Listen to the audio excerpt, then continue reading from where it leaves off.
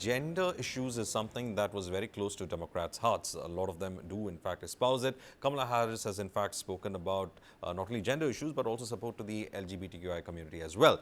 Now, the question over here that I wanted to ask was that what is there in the United States? Because trying to speak with some people on the other side as well, I get this feeling that the white Anglo male Protestant view about masculinity is something that is also an undercurrent among a lot of male voters, especially in the Bible Belt and probably even in certain southern states. Is there some truth to that? This election could in fact reflect as an undercurrent among male voters. Well, I mean, America, for whatever claims it makes, is still a male-dominated society. That's a fact, and you can see that in the percentage of women who are in, in high. See that in the number in the Senate or in the House, and certainly we're one of the few developed countries that has never had a female head of state. So it is a male-dominated society. It is still sort of the male hierarchy is still present here, and I think that's part of what has impacted. That's part of what has impacted the candidacy of Hillary Clinton, 8 years ago, and potentially now maybe I'm sort of sure is some degree is impacting Kamala Harris's candidacy as well. When it comes to the transgender issue, this is new ground socially and certainly from a health standpoint. Um, one of the cases I'm somewhat familiar with was a woman named Lynn Conway.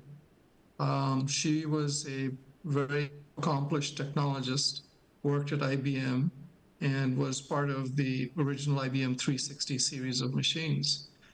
She was a man at that time, and she realized this was in the 60s that, it's now she, at the time it was he, realized that he wanted to convert to being a woman and did so. And her book, Principles of VLSI Design, written with Caltech professor Carver Mead, is the Bible for electronic design at every university, pretty much.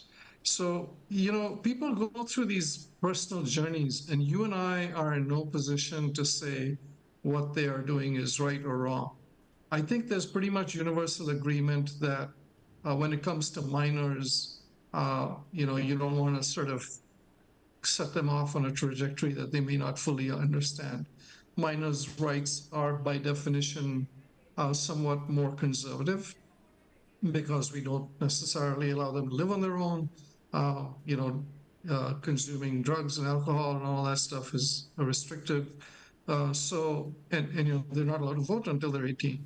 So there's some legitimacy to saying, hey, there's got to be an age at which you don't just say, yeah, somebody woke up in the morning, saw a TV program and said, hey, I want to change my gender. Uh, but you have to allow for the possibility that functioning adults certainly may feel like for their own survival they need to change their gender. So, and there are people nowadays who don't really feel like they belong to either gender. These are social changes, that we have come to acknowledge more openly lately. This used to go on even in the olden days, but it was looked at differently. So the Democrats are more sympathetic. They're a more accepting party when it comes to people of color, when it comes to women, when it comes to people who are, the gay population, or for that matter, transgender people.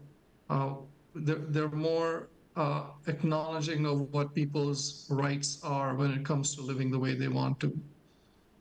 The Republicans and the traditional, white male, the traditional Christian, those communities, they don't have the same level of acceptance of these variations, and so that is going to play out in the political realm when, if Donald Trump wins this time, and it's going to hurt a lot of people because, the Supreme Court some years ago allowed gay marriage.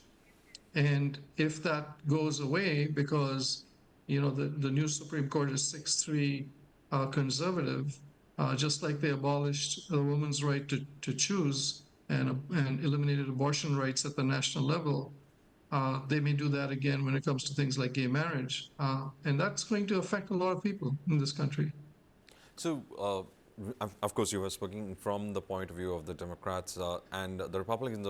I wanted to ask because there have been a lot of social media debates that have come, and there are people who espouse the costs of masculinity and other things. Is that an aspect as such that Trump gets in, and where Kamala Harris is seen as a less favored people? Because there have been suddenly champions of masculinity that appear on social media as a opposition to the kind of liberalism on the gender front that has been spoken of. And these seem to be influencers who are able to, in fact, sway this conservative kind of voters towards a certain kind of an outcome or a certain kind of voting pattern.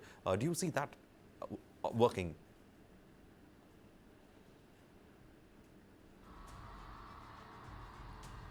Dr. Rajiv? The choice between, yeah, can you hear me? Yeah, yeah, I can do it. Yeah, I think you're asking, is gender a factor when it comes to choosing a president? Did I understand your question? This question because there is this question about how especially in the last 7 to 8 months a lot of these debates have popped up, and we are talking about how generation Y thinks of these questions, generation Z is thinking about these questions, the older generation, the X generation, the millennials, how are all of these generation thinking of when they choose a president, because the president represents a certain kind of thought process, policies. So how does it come? Yeah. Well, I mean, for better or worse, America is a male-dominated society, All and right. and so the perception is that women are not as strong, or maybe are not as mature or rational. I of course don't subscribe to that, but I think there's a segment of the population that does, and that does play into this.